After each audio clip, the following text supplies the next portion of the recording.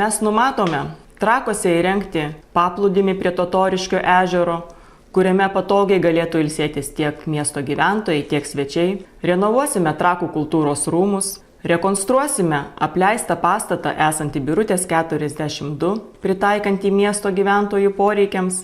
Atnaujinsime stadioną Trakuose, pritaikantį įvairioms sporto šakoms. Ten bus galima žaisti krepšinį, futbolą, bus bėgimo takai bei kita infrastruktūra. Planuojame rekonstruoti Vilniaus, Gedimino ir Aukštadvario gatves. Šios gatvės yra problematiškos, nes rytais čia susidaro spūstis. Tikimės, kad rekonstravus jas ne tik pagražės mūsų trakai, bet tai išspręs ir mašinų spūsčių problemą, nes bus įrengtas dvijuostis žiedas, o sankryžoje į Rūdiškes planuojame įrengti saleles, kurios paskirstys mašinų srautą ir sumažins spūstis.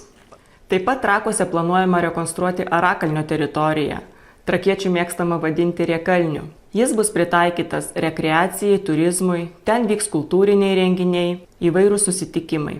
Tai pritrauks miesto svečių, užtikrins geresnę gyvenimo kokybę. Kažkaip reikėjo daugiau su žmonėm pabendrauti, būtų jiems daugiau šitą tikrai šitą. Tai turi būti konkurencija, bet sveika konkurencija. Jeigu nesąmonės prasideda, tada jau. Jeigu kažkas išskirtinės teisės gauna, tai aišku. Niekada nepadeda, jau kiek metų nesustoja nepaliktuoti, kad...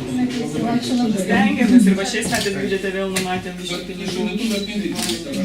Dėkui labai. Stengsimės tikrai. Tikrai labai jaučiam jūsų paramą. Ačiū Jums. Labai sunki duona ir linkiu stiprybės, geros komandos jums visiems, kad mums rajone būtų geriau gyventi.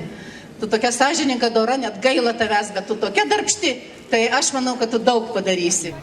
Mes iš ten, kur prasideda Lietuva. Kviečiame pasitikėti mūsų komandą ir kovo 1 dieną savo balsą atiduoti Lietuvos Respublikos liberalų sąjūdžiui numeriui 26 ir merei Editai Rudelieniai.